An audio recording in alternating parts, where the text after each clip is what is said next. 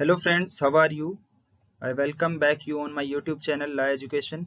I am Satyanarayan. I am a 2019 batch IPS officer and let's start a new series that is World History series. So World History से related question जो है वो UPSC prelims में तो नहीं पूछे जाते हैं, लेकिन यूपीएससी मेंस में पेपर 1 जो है आपका जीएस पेपर 1 वहाँ पे वर्ल्ड हिस्ट्री से रिलेटेड 1 या 2 सवाल पूछा जाता है। तो जनरली 10 या 15 नंबर के लिए ये सवाल पूछा जाता है। And in this video we will be talking about the Cuban missile crisis. आप सब लोगों ने नाम तो सुना होगा। सो लेट्स डिस्कस कि क्यूबन मिसाइल क्राइसिस क्या था और क्या इसका बैकग्राउंड था। तो जो क्यूबन मिसाइल क्राइसिस है ये कन्फ्रंटेशन था between United states and Soviet union.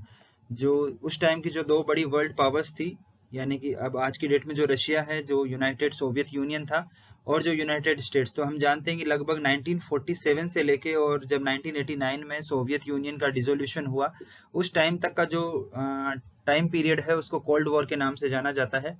And 1962 में जो क्यूबा में जो ये एक्टिविटीज जो हुई थी, इसकी वजह से ये कन्फ्रंटेशन जो है, this is considered the closest the cold war came to escalating into a full scale nuclear war. यानी हालात ऐसे पैदा हो गए थे 1962 में कि जो यूएस और जो सोवियत यूनियन है उनके बीच में एक फुल स्केल न्यूक्लियर वॉर हो सकता था, अगर सही टाइम पे सही डिसीजन नहीं लिए गए होते तो इसका थोड़ा सा बैकग्राउंड में जाने की कोशिश करते हैं। This picture which you are seeing is Fidel Castro. Fidel Castro जो है वो क्यूबा के प्रेसिडेंट थे 1959 से लेके, और these events are from 16 October to 20 November of 1962।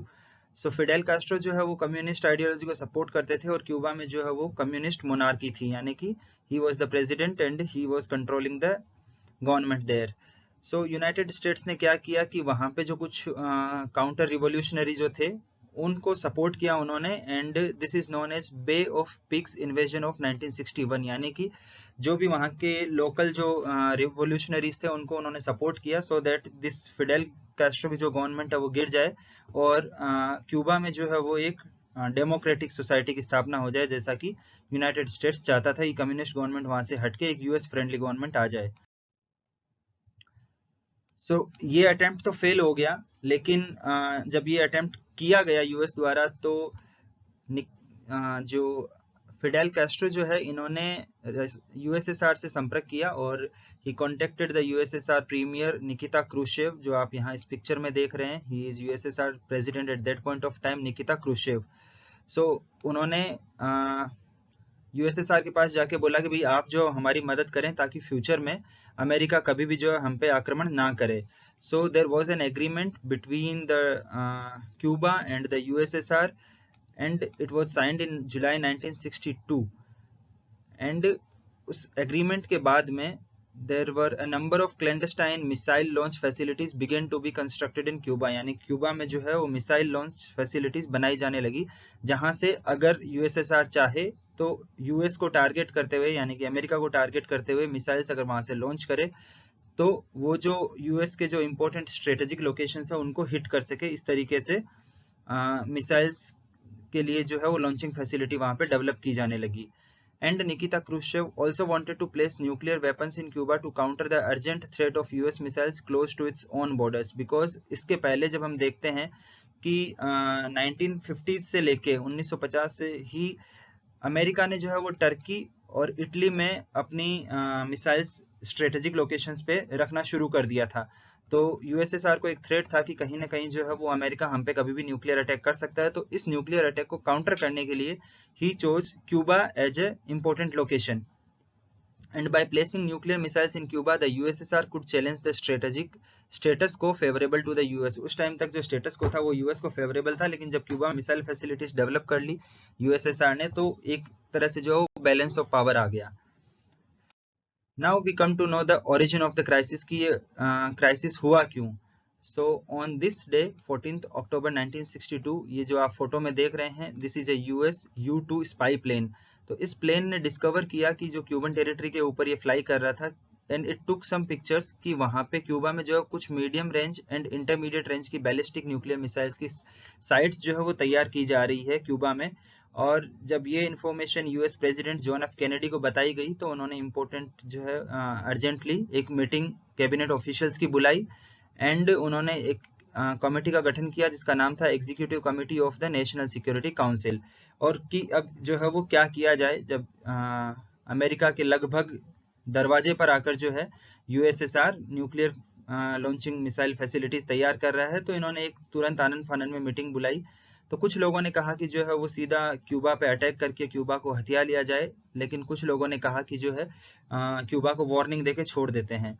तो जो अमेरिकन प्रेसिडेंट है जॉन एफ कैनेडी, उन्होंने एक दूसरा रास्ता अपनाया और उन्होंने अक्टूबर 22 को डिक्लेयर किया नेवल क्वारंटीन ऑफ क्यूबा, यानी कि क्यूबा के चारों तरफ से जो है वो अमेरिकन सबमरीन्स और जो अमेरिकन जो नेवी है, जो डिस्ट्रॉयर्स हैं, उनसे पूरे क्यूबा को घेर लिया जाएगा। And Cuba you know is an island country, यानी कि ये जो पैसिफिक ओशन है, sorry not Pacific ocean, Atlantic ocean में यूएसएसआर जो आपका मेनलैंड जो यूएस नॉर्थ अमेरिका जो है उसके साउथ में क्यूबा है। अगर आपने ज्योग्राफी देखी होगी तो you know, and it is an island country. तो इसको चारों तरफ से घेरने का प्लान बनाया जिससे कि जो कोई भी मिलिट्री सप्लाई है किसी भी तरीके की इस आइलैंड पे उसको रोका जा सके। और उसी दिन जो है वो जॉन एफ कैनेडी ने निकिता क्रुश्चेव को एक लेटर लिखा ये कहते हुए कि भाई जो अमेरिका है ये इस तरह की एक्टिविटीज को अलाउ नहीं करेगा, offensive weapons to be delivered to Cuba. And इन्होंने डिमांड किया कि सोवियत जो है Soviet Union they dismantle the missile bases and return all the offensive weapons to the USSR. तो बेसिकली उन्होंने कहा कि भाई हमें पता चल चुका है कि आप क्या कर रहे हैं क्यूबा में, और आप अपना जितना भी आपने असला बारूद क्यूबा में इकट्ठा किया वो सब आप अपना वापस कर लीजिए। उस लेटर का जो है वो निकिता क्रुश्चेव ने 2 दिन बाद जवाब दिया और उन्होंने कहा कि जो अमेरिका जो इस तरह की एक्टिविटीज कर रहे हैं, this considers to be an blockade और it was considered as an act of aggression, यानी कि ये जो है वो एक युद्ध के नजदीक जाने वाला एक्ट है और इसकी वजह से जो है वो जो सोवियत शिप्स है ये नहीं रुकेगी क्यूबा जाने के लिए। तो मतलब कुल मिला के सोवियत यूनियन ने इस टाइम पे इस मोमेंट पे इसका प्रोटेस्ट किया। लेकिन अक्टूबर 24 और 25 को कुछ जो सोवियत शिप्स जो थी वो वापस ब्लॉकेड लाइन से लौटना शुरू कर गई, यानी कि धीरे धीरे जो वो टेंशन कम होना शुरू हुई। And the US recognized that the Soviet missile sites were reaching closer to a state of operational readiness and the nuclear crisis was not resolved। तो अमेरिका ने देखा कि अभी भी जो है वो पूरी तरह से न्यूक्लियर क्राइसिस का खतरा टला नहीं है। So in response it increased the strategic air command's readiness, जो उनका डिफेंस जो मैकेनिज्म है उन्होंने उसको अलर्ट किया। And it reached to an unprecedented DEFCON 2 level, यानी कि जब it was just one step away from war being declared imminent, यानी कि अब जो युद्ध होने ही वाला है। Then the first sign of de-escalation came on October 26, यानी अक्टूबर 26 और अक्टूबर 27 जो है वो इम्पोर्टेंट डेज हैं इस पूरे लगभग 35 दिन के एक घटनाक्रम में। On that day when Khrushchev sent Kennedy a letter, Nikita Khrushchev जो यूएस के प्रेसिडेंट यूएसएसआर के प्रेसिडेंट जो है उन्होंने अमेरिकन प्रेसिडेंट को एक लेटर लिखा ये कहते हुए कि भाई हम जो है वो सारी मिलिट्री एक्टिविटी जो है वो स्टॉप कर देंगे, लेकिन उसके लिए आपको जो है वो सहमत होना पड़ेगा नॉट टू इन्वेड और support any invasion of its neighbour, यानी कि ये जो है अमेरिका कभी भी क्यूबा को इन्वेड नहीं करेगा और ना ही उस पर जो है वो आक्रमण करेगा। अगर अमेरिका ये शर्त मान लेता है तो यूएसएसआर अपनी जो वॉरशिप्स जो है उनको पीछे कर लेगा। But on the same day जो निकिता क्रूशेव है उन्होंने जो अपना लोकल टेलीकास्ट जो है जो रशिया में, वहां पे उन्होंने इस वाली बात को ये कहा लोकल पब्लिक ब्रॉडकास्ट में कि अमेरिका अगर इटली और टर्की जहां पे उन्होंने अपने बेस बना रखे हैं, मिसाइल्स जहां प्लेस कर रखी है, अगर उनको हटाता है तो ही ये अपनी मिसाइल्स अमेरिका यूएसएसआर जो है वो क्यूबा से हटाएगा। यानी कि लेटर में कुछ और कह रहे हैं और अपने पब्लिक ब्रॉडकास्ट पे कुछ और कह रहे हैं Nikita क्रूशेव। And the fueling tensions further was the fact that on the same day an American U-2 plane had been shot down over Cuba probably by the Soviets। तो इस तरह से जो है उसी दिन एक U-2 प्लेन को क्यूबा में शॉट किया गया। हो सकता है इससे टेंशन्स और बढ़ जाती, लेकिन उस टाइम पे जो अमेरिकन प्रेसिडेंट है जॉन एफ कैनेडी उन्होंने युद्ध का रास्ता नहीं चुना and he refused to retaliate to this and he chose to respond favorably to the agreement from the Khrushchev's letter। उन्होंने इग्नोर कर दिया कि अपने पब्लिक ब्रॉडकास्ट में क्या कहा है और उन्होंने जो यूएसएसआर ने शर्तें रखी थी उनको मान लिया। At the same time US attorney general, यानी कि अब जो है डिप्लोमेटिक चैनल शुरू हो गए हैं, Robert Kennedy and Soviet ambassador Anatoly Dobrynin इन्होंने आपस में जो है वो सीक्रेटली बात करना शुरू किया and they agreed not to invade Cuba and to remove the missiles from Turkey and Italy but added that the latter could not be part of the public resolutions. यानी कि पर्दे के पीछे इन्होंने सहमति बना ली कि जो है अमेरिका अपने टर्की और इटली से अपने मिसाइल्स हटा लेगा और सिमिलरली जो है वो क्यूबा से यूएसएसआर अपने मिसाइल्स हटा ले। एंड अक्टूबर 28 को Nikita Khrushchev announced that Soviet nuclear missile sites would be removed from Cuba. ये उन्होंने पब्लिकली अक्टूबर 28 को कर दिया। while Kennedy pledged to never invade Cuba and secretly agreed to remove nuclear missiles from Turkey and Italy, जो कि agreement में किया गया था, उन्होंने पब्लिक कर दिया। So both the superpowers began to fulfill their promises over the coming weeks। आगे आने वाले समय में इन्होंने जो वो ये हटाना शुरू कर दिया एंड इस तरीके से जो एक बड़ा न्यूक्लियर वॉर का खतरा टल गया। अक्टूबर 27 जो है वो काफी इंपॉर्टेंट दिन है। इस दिन जो है वो कई घटनाएं हुई थी जिसकी वजह से ये एक फुल स्केल न्यूक्लियर वॉर हो सकता था। एक घटना थी कि जो यूएस U-2 एयरक्राफ्ट है इसको क्यूबा के ऊपर शॉट किया गया था, ये हमने अभी देखा था। इसके अलावा जो है उसी सेम डे जो है US navy dropped a series of non lethal depth charges on Soviet submarine armed with a nuclear torpedo. यानी कि एक सोवियत का जो सबमरीन है उसमें न्यूक्लियर पावर लगी हुई है, उस पे अमेरिका ने जो है वो कुछ नॉन लीथल डेप्थ चार्जेस गिराए। Those in the submarine, unaware that their practices that was the practice charges, they initially assumed that कि उनका जो ये सबमरीन है that was under attack and उन्होंने जो है वो रिप्लाई करने के लिए तैयारी कर ली थी।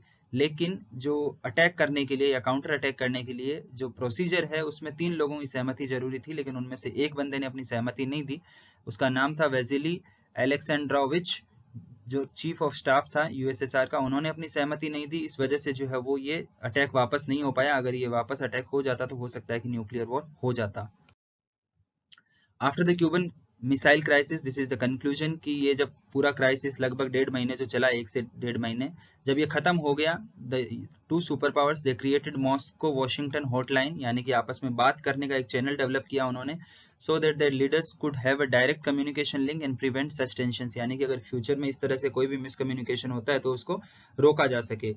While the nuclear warfare was thankfully averted, the Cuban Missile Crisis did not mark the resolution of the Cold War II। हम जानते हैं कि कोल्ड वॉर जो है उसका खत्म जो है वो इस 1962 में क्यूबन मिसाइल क्राइसिस के साथ नहीं खत्म हुआ। इट वेंट अप टू 1989 जब यूएसएसआर का डिसोल्यूशन हो गया और सोवियत रशिया से सिर्फ रशिया रह गया और बाकी जो बाल्टिक कंट्रीज है वो अलग हो गए। So that is known as the end of the cold war.